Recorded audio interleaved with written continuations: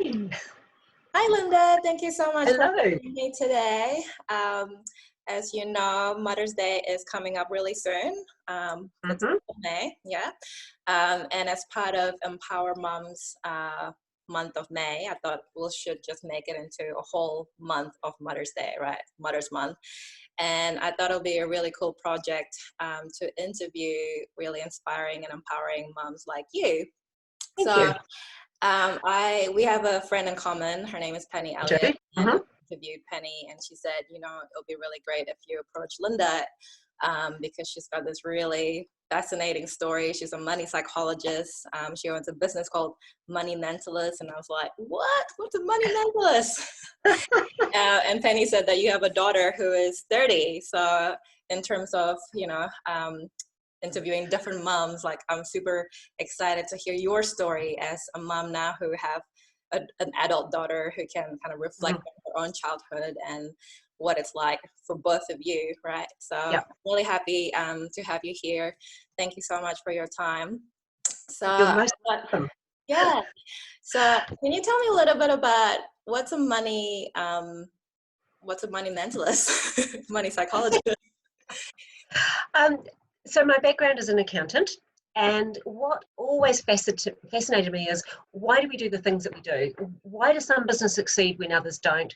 Why is it when we're going through stress, money seems to go out the door, out the window? And of course, that's psychology, that's not numbers. Yeah. And it happened to me as well. My own marriage broke up, and I was $600,000 in debt. Gosh. Now, I'm an accountant. I'm supposed to be an expert.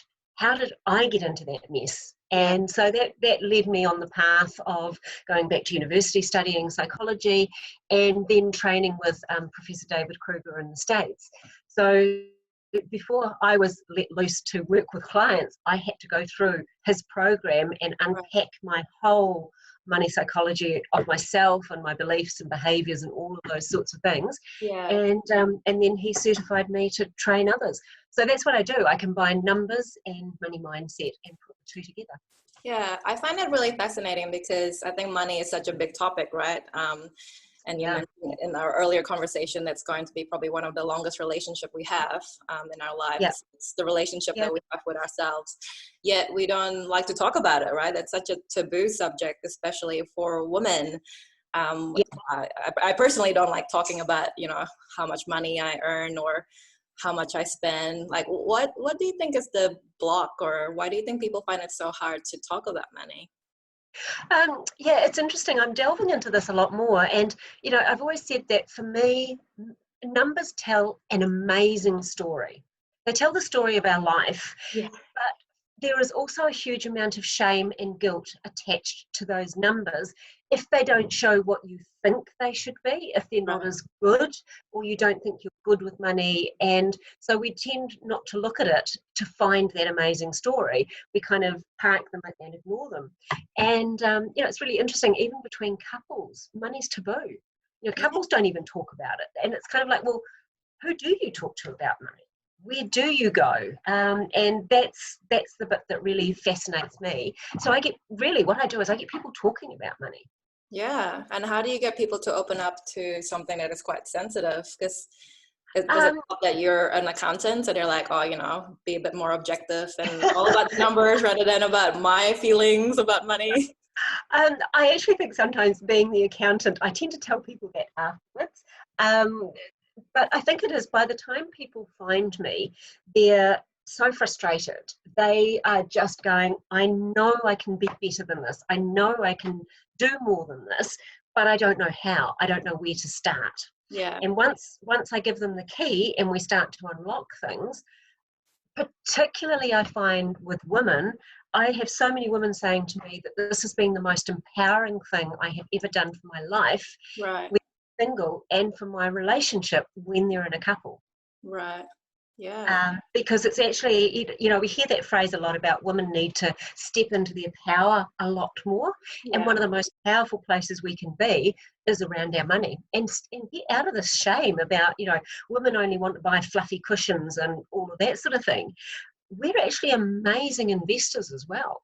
but we just don't tend to. We still live a lot of the stereotypes about money and women, and how we're not supposed to understand it, and we're not supposed to be good with money and all of those sorts of things. Yeah. So it's really interesting when you start working and just opening up some of these areas. Yeah, because I was just reflecting on my own family before our interview today, because a lot of the women in my family are accountants, or they're, you know, the ones that's in charge of money. So for me, in my family, I've always seen women are the ones that are better with money.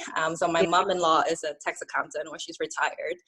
And my mom, she's not an accountant, but she basically runs the numbers for my family's business. And my oldest sister is a chartered accountant for like a Fortune 500 company. So in terms of those big women in my life, I feel like, yeah, like women can handle money. But it's interesting to reflect on my, I guess my own kind of life. Like I feel like I can handle money, but I don't like talking about it. So it's just something, it's really interesting. And how do you think, I guess, you approach your background now with the advice or anything with your daughter, Amy? Like, do you give her financial advice and financial coaching, or don't buy those shoes? Well, it's actually really funny, because when I started Money Mentalist and transitioned from accounting into this, she was probably, I think she was just finishing up university kind of thing. And I was telling her about this great idea and what I'm going to do, and I'm going to help people with their money. And she just looked at me and she said, Mum, she said, I'm only 20. I only have one category of expenses. That's fun. And I thought at that so that was kind of her first reaction. Now she does ask me things. But it's kind of that thing, you know, they say you should never go into business with family, and as an accountant, you know, I would never act for family, and it's kind of that same thing. I'm her mum primarily, so she doesn't necessarily want to listen to me about that sort of thing. I will try and guide her, but I would never tell her what to, in the same way I would never tell a client, I would never tell her what to do. But we have had some really, you know, fun times when we go out together and we go out to go shopping, and how it's changed from 15 years ago, before I learnt the psychology side, as to how it is now. They're very different experiences. Okay, can you very talk different. more? So Okay, so I'll give you this little experience. So Amy went to Argentina when she was 17, 18 on a Rotary exchange. So she was away for a year. She came back and we had to go shopping because she needed all new clothes after being away for a year and going to university. So we went out shopping together for a day, and I think I spent something like $5,000 on that shopping expedition. Now, at that point in time, I was still $600,000 in debt coming out of my marriage, and I didn't have that money to spend. So while she was out there having this absolute, and she never knew any of this, we had an absolutely great day, but the next day I was almost physically sick because of the amount of money I had spent that I didn't have. We now will plan our shopping days together, and we will start at a cafe and we'll have a coffee and a catch up. We'll go around, we'll have some fun, we'll try some things on, but we don't necessarily buy. We'll go have some lunch. Then we go back and we might buy 2 or 3 things, and then we'll go and have dinner together. Now, that whole day might cost no more than $200. But compared to $5,000. It's a very, very different experience, because she is very aware now. She knows exactly what happened and the situation. And now it's more about her and I spending time together and the amount of money that we spend. Because as women, going out and shopping is part of what we do for our social connection. But we were putting too much emphasis on the spending, and I felt I had to prove it to her that I could provide to her, whether I could or not provide for her. And now we don't. Does that link with your love language? You know how you've got different love languages in terms of time? Interesting enough, so both of our love languages is quality time.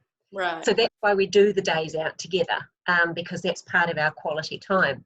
I think the whole shopping thing was very much around the I deserve it. Like, I worked really hard, I was in business, da da da da da, and I should be able to provide that kind of thing for her, you know. So it's breaking down what was really important to us. And I suppose back in that stage, you know, 15 years ago, we didn't realize it was as much about the social connection. It was, whereas now we know that, and that's part of her maturing as well, and now being a 30-year-old versus, you know, an 18-year-old, 20-year-old kind of thing. Yeah. So Amy is 30 now, and yes, she'll be 31 in a few months. 31 in a few months. Just make it public to everybody. So that's such a, you know, great journey of being a mom. Like, what are some of the, I guess, learning curve or learning points that you've taken in those 30 years? Oh gosh, there would be so many of them. I think the first thing is that Amy was actually unplanned. In fact, her first day at daycare, she walked in and she said, "Hello, I'm Amy and I'm a whoops." So how old was she? She was 3. And then she finished the state with, "But I'm my granddad's little angel." So, you know, yeah. So I was very much on a career path with one of the big accounting firms. And I had actually been led to believe that I wouldn't be able to have children naturally. So when I started dating her dad, we actually didn't worry about protection because I didn't think I would get pregnant. Well, 3 months later, I'm pregnant. And so so that was the first thing. She was a bit of a shock to the system because I was expecting never to be a mother. Right. But I did know from the day I found out that I was having her, there was no doubt in my mind that I was going to be a parent. Whether I was going to be a single parent or with her dad, I didn't know at that stage. Yeah. So that was the first thing of actually suddenly realizing that from being very driven, career orientated, I'm going to be a mum at 25. At 25. Yeah. So, you know, it was like, oh, this is interesting. Must be completely a shock, right? Like, it was a complete and utter shock. It was also a complete and utter shock to her dad because, you know, I'd been overseas, I'd done the traveling. He hadn't done that yet. So for him, it was this big, huge interruption in his life, and he really wasn't sure whether being a father was what he wanted to be. So there were some huge, intense conversations that I guess in some ways can take away from that enjoyment of being pregnant because you don't even know if you're going to be together or not. Right. So, I mean, we did the right thing. We did stay together. In fact, we actually got married, and it was a huge mistake. It was a huge mistake. We limped through our first wedding anniversary, and then we separated when Amy was about 18 months old. Okay. So I became a single parent after that for a lot of her life because he went overseas. Wow, gosh, there must have been just huge roller coasters. It was a huge roller coaster because it was actually at that time when I was pregnant that I started my accounting practice. Right. And what made you decide to go because you were in a corporate accounting firm, right? And then you quit and then you started your own practice. I went on maternity leave and opted not to go back into the corporate world. And I was doing some contracting and bits and pieces like that. And then, you know, it's like a lot of people who go into business. You just have that kind of entrepreneurial flash where you go, well, I can do this for myself. Yeah. And it actually was an argument with the person I was contracting. I was building a house. So I'm building a house, I'm having a baby, and I'm starting an accounting practice all at the same time. And you were pregnant, right? Yeah. Well, why not, you know? Yeah. I always wonder about that. I've had this conversation with one of my mom friend who owns a cloth nappy business and other designer kind of related baby stuff, which is amazing. And we're talking about motherhood and creativity and why do we find this particular phase of our life when we're, you know, basically don't have the time or the energy, but somehow we have the passion, and somehow that's when we start our business or our creative endeavor. Like, I'm just wondering, reflecting back, like, why do you think you started everything all around that time when you had Amy? Well, I think a big thing about it was flexibility. Because, you know, being an accountant, I could work anywhere, anytime. It really, I didn't have to be down to an office. And I had people coming to me saying, well, we don't want to work with other people, we only want to work with you. And it was just, I suppose it was just convenient that I could start working from home with her as a baby. So I fell into business. It wasn't a planned choice. I just kind of fell into it. And then, of course, when her dad and I split up, it was, well, okay, this is what I'm doing. So I've got to make this work because I'm now on my own with a baby. And, you know, she did go into daycare at a very young age. I didn't potty train her at all. That all happened at daycare. You know, I'd sort of drop her off for the morning and pick her up in the afternoon. So she was very much of that. And bearing in mind, we're going back 30 years. So there was still quite a feeling of, you know, you should be at home with your child, you know, you shouldn't be working and things like that. But for me, I didn't have any options. I had to work because her dad wasn't around. So, and I think there's a lot of women who find themselves in that kind of situation as well. Yeah. So you were a single mom and basically supporting yourself and your family on your own. Like you had no option. You felt the kind of pushback, or if there's some judgment in terms of not meeting that societal expectation of stay-at-home mom. Do you think that has changed now, or do you think it's still the same? Well, I certainly hope it's changed. I mean, I think it has, because I mean now it's really almost a necessity, isn't it? If you want to have a family, both parents need to work. So I don't think there is that stigma anymore about having children in daycare, you know, and judging by the number of daycare businesses around the place, I mean, it's a growth industry. So obviously there's a lot of people who need to use that.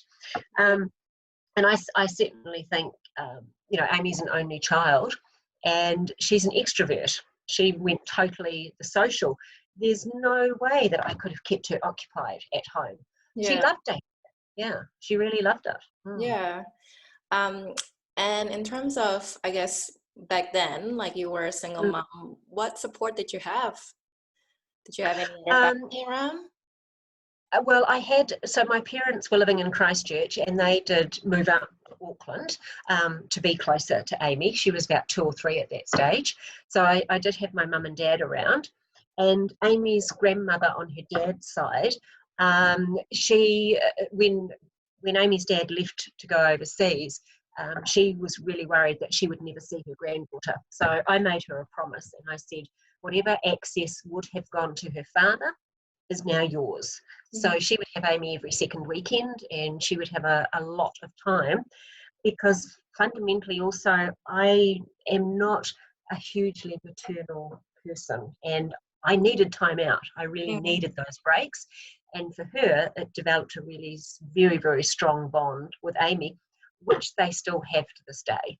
Yeah, and I think that's really important because, you know, we're meant to have this village, right? But society right now is kind of saying, no, you're supposed to just have the mom, the dad, and the kid. Like, whereas, you know, we're actually biologically, you know, designed to be close to extended families.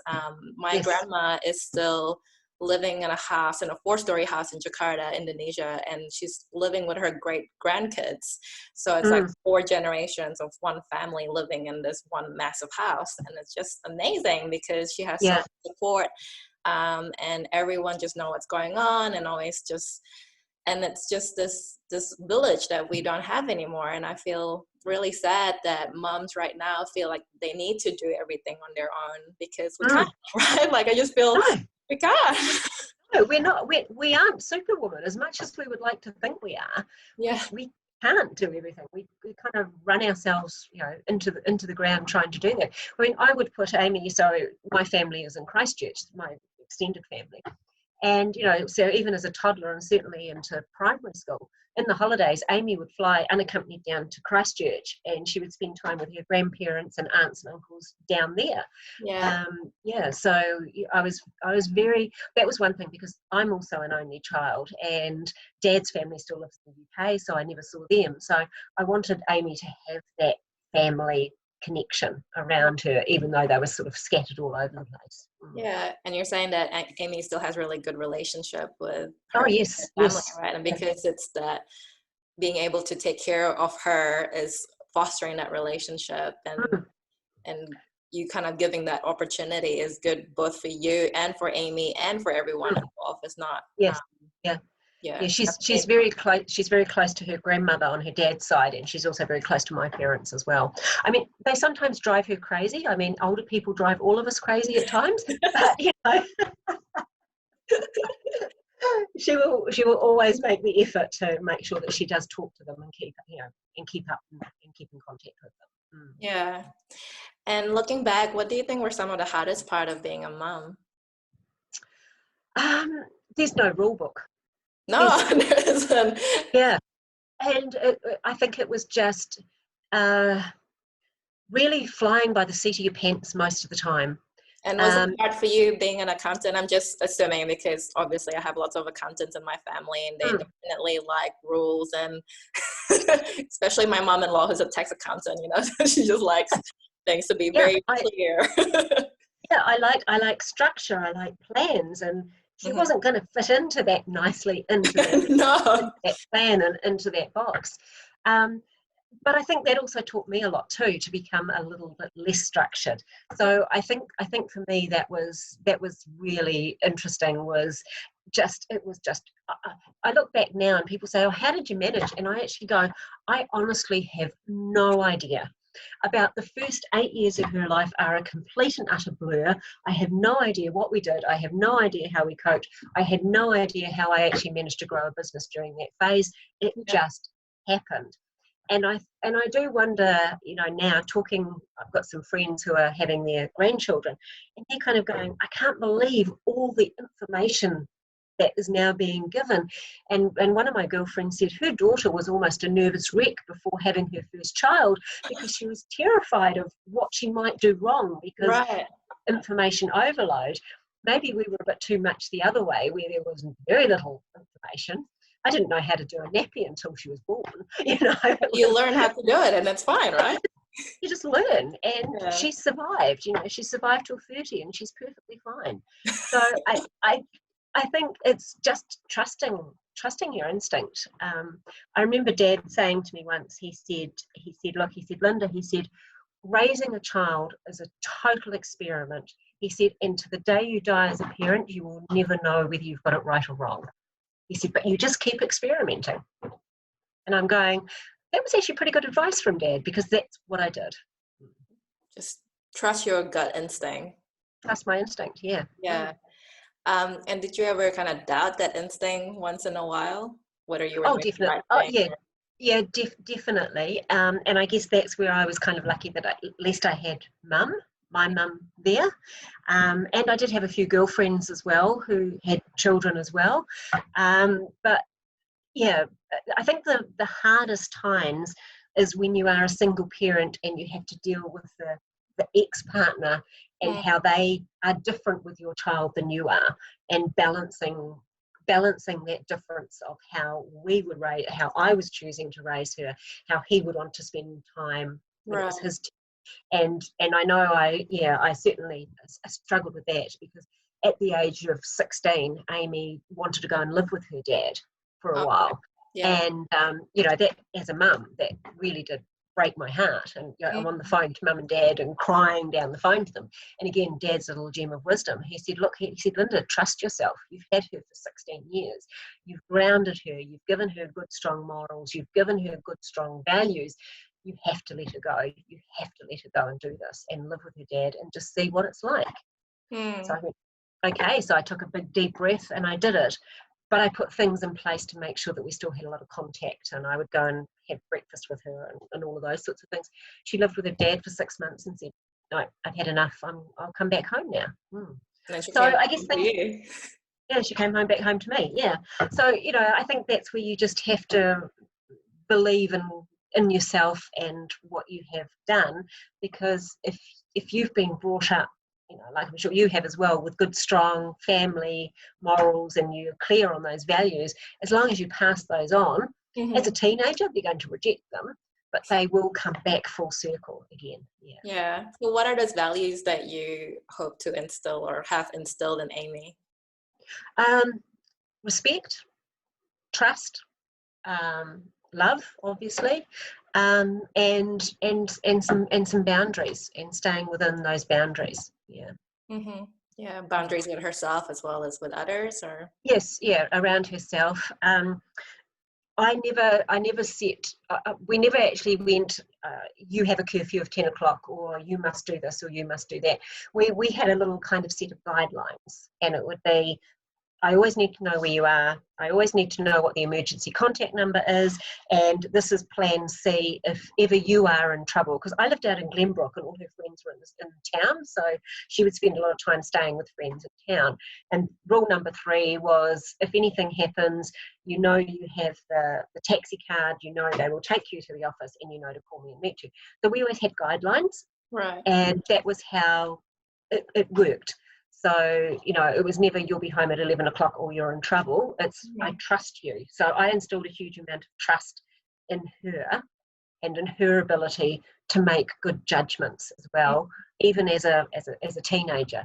And for me and for us, that worked really, really well. I think there was only ever one time where I said to her, no, I do not want you to go and do that. And she said, why can't I go, Mum? I said, it doesn't feel right to me. She said, okay, Mum, I won't go. I'll come home.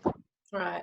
She trusted my instinct enough and knew that, yeah, and that was how we built our relationship. And the fact that, you know, this is the only time that you've actually said to her you don't want her to do something, she's like, well, it must be really serious and important to you, right? Whereas if you keep saying, no. Yeah. And she, like most teenagers, they're probably just going to rebel against it. Whereas it sounds like you gave her lots of freedom within, you know, a specific constraint that's all about her safety, and she respected that. Yeah, she did. So, I mean, we'd have lots of friends come out and stay and all of those sorts of things, and we had a lot of fun, as well. And what's your relationship with Amy now? We have a great relationship. She lives in town, and so we have breakfast at least once a fortnight together, and we're in contact a lot of the time on Facebook. Funnily enough, the things we talk about everything. Apart from her relationships, she doesn't like to talk to me about that. She said I screwed up so badly that she's not going to take advice from me, which is fair enough. Oh my gosh, so honest. We have very frank discussions. She actually, probably in the last couple of years, that has started to change, where she has started to, but she's still single, and she's very happily single, and that's perfectly fine with me. She's enjoying life, and that's the main thing. So we have a really good relationship. So what advice would you give to Amy if she should, you know, have a child in the future, or to anyone that's expecting a baby? I think, look, it's an incredibly magical time. And I think enjoy it as much as you possibly can, and be inclusive with family around it. You might be alone, like I was a single parent, but I wasn't alone, if you know what I mean. You don't have to try and do it by yourself. You can, there is enough friends and family that you ask if you need help or you need support or you don't know. Just ask, because I've always found that if ever I have in business life, if ever I have needed help, I have always found someone to ask. And again, if you find the right people, they won't say no. They're usually honoured to be asked. And that's certainly, what I've always found. So that's what I would like her to do. But also, there's no rush. She's 30. She doesn't have to rush into the pressure of having a baby if she's not ready for it. And I like how you say about kind of asking for help, because for a lot of people it feels very vulnerable, but that's actually a good way to foster a connection and relationship with other people. just like the story about Amy and how she has a really good relationship with her grandparents because, you know, if you've allowed that to happen and you've asked for help, then it was good for you and for everybody. So that's a really good advice. Yeah. What do you think would, when people don't really know who to ask though, like how do you think they should approach that? Like they don't really know like how to ask for help and who to ask for help. Yeah. And I think, you know, this is maybe where social media can be both good and bad, isn't it? Yeah. Because I don't know. I mean, I kind of always sort of think maybe you start with family. Maybe that's the best starting place. If you've got good, strong relationships within your family group, then maybe start looking at your outside circle. You know, who's your closest girlfriend? Whether or not they have children, quite often people can see that you're struggling, and even if they don't have the answer, they still want to help you. So I think I sort of start from that inner circle and then just start maybe gravitating out rather than just going onto Google going, I need whatever, and see what pops up from, you know, some person in some completely different country with completely different culture, etc., who doesn't know you. Because we all bring very different strengths and very different, you know, decision-making processes to how we want to be. So I think that would be my starting point in a circle and then outwards. Right. And that's, again, a good advice because often now we've got Google on our fingertip and we've just got our phone, right? It's easier to just, like you said, ask Google. But I'm sure if you ask Google, like, should I breastfeed or should I, you know, give my baby formula, you'll find pretty much all the answers, like from yes to no to everything in between, right? Like it's just, it's really confusing out there. Yeah, and I mean, the other thing too is there are amazing professional help as well. When Amy, you know, as a toddler, was starting to go and spend time with her dad's mum, they were having some problems, and we had some issues. She didn't want to go, and she really couldn't articulate quite what was going on. So I had a conversation with her grandmother and said, "Okay, we need to fix this. Let's get some professional help." And the two of them went off to a child psychologist. And they resolved it. And I think that also has strengthened that relationship because that professional that they went to see could understand the grandmother and could understand the toddler and gave them so much help and assistance in what they could do together to forge that bond and not have a screaming 2-year-old not wanting to go to her grandmother and hanging off her mum's legs, which is, you know, it's stressful for everybody. So I'm also very much a firm believer in there are some amazing professional resources out there. Use those. Yeah. And you're one of those as well. Like I didn't, you know, like a money mindset coach, like that's specific, but again, also really helpful. And like, I think it seems like your passion is to talk about money, right, with people because it is a taboo subject. My passion is to talk about motherhood and how, like talk about the good, the bad, and the ugly because I think a lot of focus is on the, oh yeah, great, you're having a baby and it's all positive and it's just, you know, you're gonna be so happy. But you know, we don't talk about the fact that being a mom, you know, we're still human. We're going to experience all the different emotions, and it's okay to also feel anger, right? Like or feeling sad or feeling frustrated. But I feel like with a lot of societal expectation is that the message is that, no, you're a mom, you should be happy all the time. So it's also really interesting to kind of see your profession, you know, in terms of talking about that taboo subject with kind of what I'm trying to do with talking about motherhood. And so in terms of, I guess, being more open about kind of the taboo subject, what are some of the advice you can give to us or to women in general to be more open to talk about money and or to talk about the hard stuff of motherhood? I think, again, I think you actually have to be ready to do it.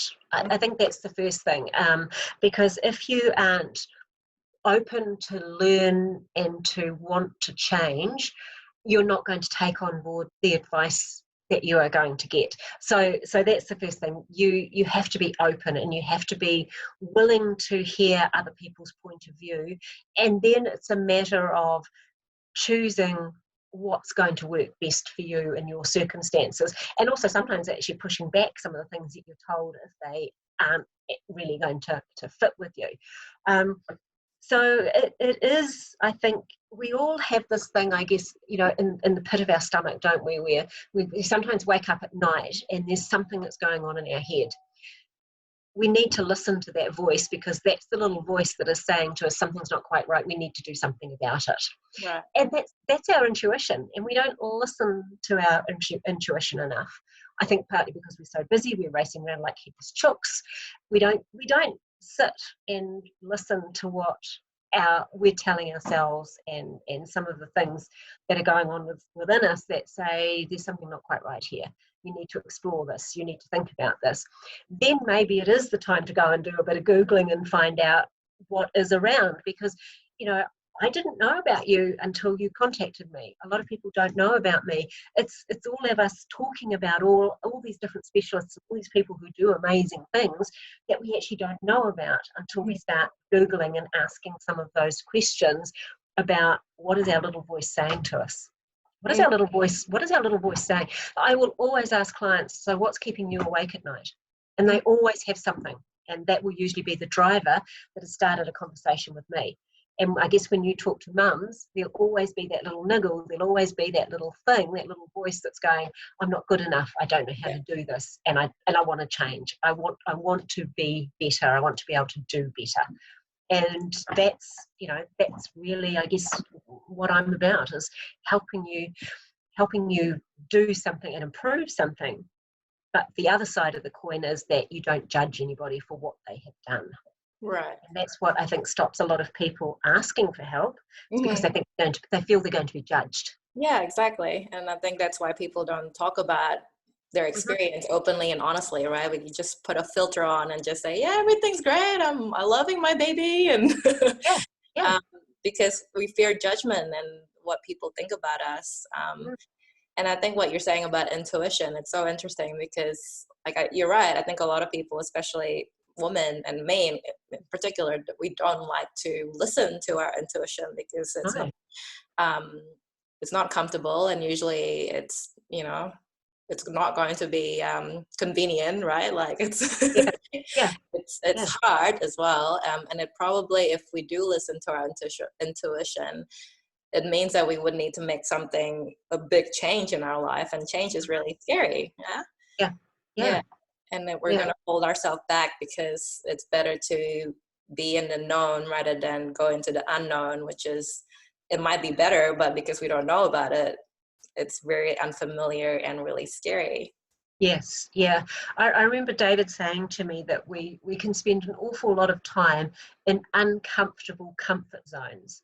So even though we know we're uncomfortable, it's not bad enough that we actually want to change it. And I think that's really, I thought that was really interesting when he first was talking to me about that in kind of that money context, because that's what he said to me. You know, I'd been comfortably uncomfortable in the scenario that I was in this debt situation, because it took me 2 years before I even started to acknowledge the fact that I was in deep doggy do and in the crap, you know, because I was just sitting there paralyzed. And I think, you know, and even as mums, we can kind of do that. We keep doing what we've been doing, because in that hope that maybe something naturally will change, rather than actually pushing through that, whatever it is that we need to deal with, to come out the other side, because we don't know what the other side quite looks like. Yeah. So what brought you to kind of to that path of being a money mindset after accruing $600,000 in debt? Like, how did you suddenly able to face that, you know, whoa, I do have this huge debt and I'm going to do something about it, rather than putting your head in the sand, right? For 2 years. I was actually out for dinner one night with a client, a male client, and I had a complete meltdown in the middle of the restaurant. Because of what he said, or what was going on? No, it just, the whole emotional, the whole stress, everything. I don't know why it happened on that particular night at that particular time, but the whole thing, I just literally, somewhere between entree and main, I just broke down into a blithering mess in the middle of the restaurant. Had to be, you know, never did get main, walked outside, and we went and sat outside. And it's interesting. I'm a very firm believer that people come into your life at certain times when you need And if it had been a woman, I think it would have been a very different conversation if I'd been out with a girlfriend. Right. But because it was kind of like a male and it was a client, we were actually having our business meeting, and he just looked at me and just said, what the hell is going on with you? And just gave me that really hard, tough, that male black and white perspective on things, which was exactly what I needed right at that time. And I think, and again, I think we need to just sometimes listen when we have those kind of conversations, because sometimes we need to hear hard conversations. Sometimes we need to actually be told we need to deal with something, or we need to, we do need to do something. And again, society right now is wrapping us all up in cotton wool and going, there, she'll be right, just keep doing it. You'll be okay, you'll be okay. Yeah. And sometimes the path we're on, we're not going to be okay. Yeah. So that was your wake-up call. That was definitely my wake-up call. Yeah. That was definitely the turning point. Yeah, and that was when you decided, okay, I'm going to do something about this. And was that when you decided to kind of change path from accounting to money psychology? Yeah, I was already had just kind of started to, but that was when I made the really tough decisions, like you've got to sell the house, you've got to sell the business. You've got to, the whole path of life, I had to do things differently from that point forward, because you can't work yourself out of $600,000 of debt. You have to make big, major, tough decisions. And, decisions like having to sell your house, which was not only security for me, but Amy as well, even though she was at university at the time. That's a big call. That's a huge thing to have to actually make those kind of decisions. Yeah. It's really scary. Yeah. But you turn your whole life around, and then now you're a money mindset coach. And I'm really interested to hear about the money psychology program, because I've studied psychology. I'm a clinical psychologist, and I studied for a long time to be a clinical psychologist. But I think that's the fascinating thing, is that there was no money psychology course. Not in my university. I went to Auckland University for undergraduate, and then Victoria for postgrad. But I don't think I've heard of any money psychology course in New Zealand. And I think that's fascinating, because psychologists are probably the worst with money, and or just the helping professionals in general. Like, I know a lot of my colleagues with private practice, they would say, oh, like my clients haven't paid the bills, or my client actually chased me up to get an invoice. And that's a typical story that I hear from a lot of my colleagues who are in the helping profession. I feel like there's a big money block within the profession, and I don't know what it is, but it's just really fascinating, because what is it about people who like to help people and money? Or do you think there's any relationship? I think we can get a little bit hooked on the helping people and forgetting the money, because it's almost like sometimes it's that profession, it's like, oh, we're a little bit above it, so we shouldn't have to deal with it. Someone else can deal with it, and we go into that sort of avoider type mode. Lawyers are really bad as well. I didn't know that. No, they can be quite not that great either. And I think it is. I think, and I can still do that. I can still get very wrapped up in the helping, but I now also am quite stringent about making sure that I do the billing, and I'm very upfront about what my fees are and those sorts of things, because otherwise I'm not doing my clients a service, because I'm teaching them about money, and if I'm kind of about it, then that doesn't instill a lot of confidence in them either. So it's a practice. It's just another practice that we have to do. I kind of say, managing money is an important part of self-care as having your hair and nails done kind of thing. You have to think of it like that. It's part of your self-care routine. Yeah, and especially for women as well, to kind of actually know how much money is coming in, how much money is coming out. Yeah. So in terms of self-care, you talked about it. What's your self-care routine? Well, I love exercise. The gym was now at home, and so I work out and I do Pilates, and I love going for massage and facial. So I'm very, very strict on me time. I also play the piano, so I have a piano, so that's what I do for me as well. And walking. I love walking the dogs. I come from a generation of walkers. My grandmother is 95 and still walks every day. Wow, that's amazing. Yeah. So that's what I do.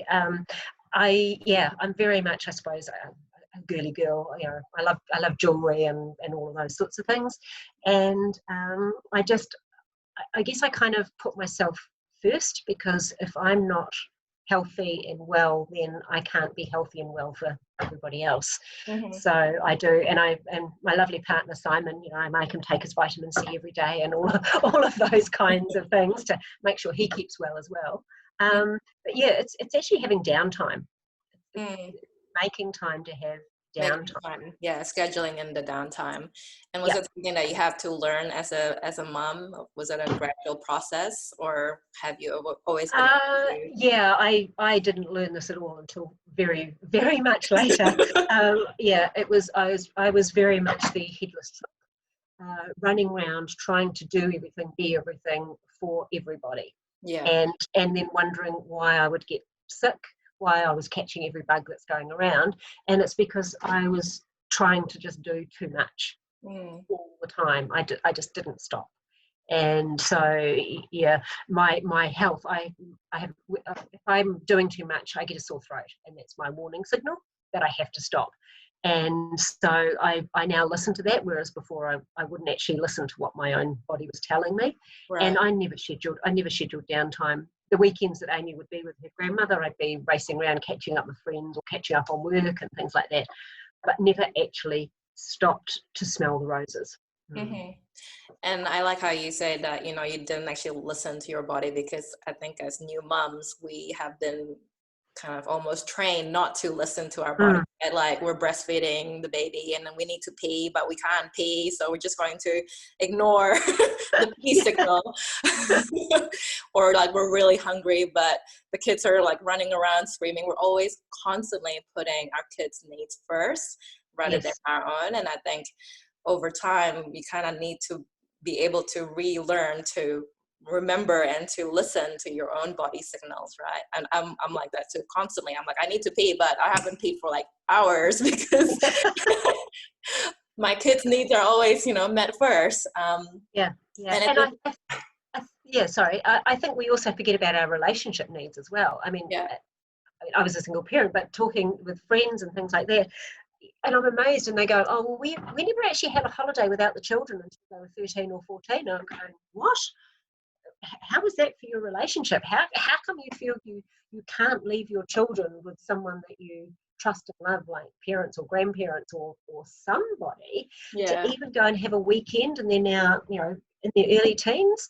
How can that be healthy for a relationship? I really find that quite amazing. So prioritizing the relationship. Yeah, prioritizing your relationship as well. Yeah, that's also a really good reminder for all of us. Including for my husband and I. We just forgotten our wedding anniversary last week. Oh no! And my father-in-law emailed us saying, "Oh, congratulations! And like, here are the photos from 9 years ago when you guys got married. It was such a beautiful day." And I was like, "What are you talking about?" So I'm like, okay, well, that was a wake-up call. Yeah, it is. We spent.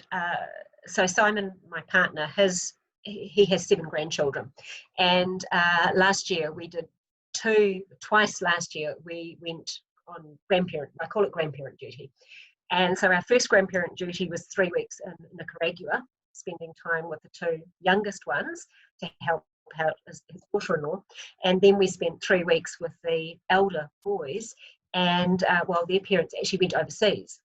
And, you know, for them, knowing that we were there and we were looking after their boys, they said, you know, they've never been away from their children that long. And the boys, you know, from 8 to 14 is the age thing. And, you know, now that's a huge privilege to actually be able to have them say, hey, can you come and help us, because we would really love to have some time away. To be able to go and do that. One, for us, that we actually had the flexibility where we could go and do that. And it was an amazing experience for us in that grandparent role. And it was so cool that mum and dad could go and spend some time. Absolutely exhausted at the end of it. I don't know how they managed, but anyway, I came home absolutely shattered. So did Simon. but it was a really cool thing. It was a really cool thing to be able to do. Yeah, and it's great memories for everybody as well, right? Yeah. But definitely I will do that in terms of my parents-in-law. I'm just going to drop myself. They live in the US, so unfortunately it's a bit far. But yeah, that's a plan in the future, is to just have some time away from the kids, and I think that's really important. Yeah. What would you like for Mother's Day? What does Amy usually do for Mother's Day?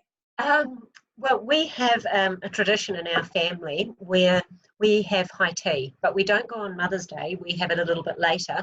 So my mum and Amy and I will go, and we go to a different location every year. And so that's our Mother's Day, as we will go and have high tea somewhere. This year we are planning, because my grandmother's going to be 95, we will go down to Wellington and we will have a 4-generation high tea. Wow, that is so cool. Yeah, we're so excited, and my grandmother, obviously with all the lockdown, and we don't know when we're going to be able to do that, but she's so excited that we're going to come down, and it's going to be the four generations of the girls all together. So that's what we do. Where will you be having the high tea in Wellington? We're not sure yet. Amy lived in Wellington for a while, so that's her job to find the location for the high tea. Where's your favorite high tea place? We went to Waiheke Island one time. Yeah, that was really cool. We went to a vineyard. That was really cool. And probably Hotel de Brett in town. That's another of our favourites. Okay, yeah, the one in the corner, it's like a yes, yeah. They kind of do a not quite so traditional high tea, but it's really nice. That's really cute, and it's such a great tradition as well to have every single year. So you have something to look forward to, and that continuity as well. Yeah. So hopefully this year you'll go to Wellington very soon. Don't know when we're going to be out of level 3. No, exactly. I mean, if we go in July, so be it. We'll go in July. It really doesn't matter. Yeah, we still can celebrate, and I think it's great to have something to look forward to, right? Yeah, exactly. Yeah. Well, thank you so much for your time. It's been so lovely talking to you and listening to your story and Amy's story as well. And I want to say thank you to Amy, because there have been lots of stories about Amy. Yes. But it's so great to hear about your journey and, this relationship, this beautiful relationship that you have with your daughter. And I wish that, I've got, a lot of things to kind of look forward to with my 2 daughters in terms of the fun part. And just, I think it's great to talk to moms with older kids, because right now I feel like in the really exhausting stage of toddlerhood, just constant grind of nappies and cleaning up constant mess, it's so easy for me to just kind of lose sight and just be a little bit like, oh God, what's the point? Where talking to moms with older kids, they're like, they can, give that overall picture of this journey and how it's so beautiful. And there's a lot of hard parts, but there's also the fun, amazing parts and things to look forward to with our kids, right? Oh, yeah, definitely. I have no regrets at all about any of the decisions or the path that we have taken. And I guess the thing is that once they reach kind of adulthood, it's so cool to actually be able to sit down and talk about some of those things, and some of the things where you think you didn't do so well, and they can kind of go, well, actually, no, Mum, it was fine. It was really fine. And I think the biggest thing for me was when Amy actually said to me one time, she said, Mum, you're a really great mum.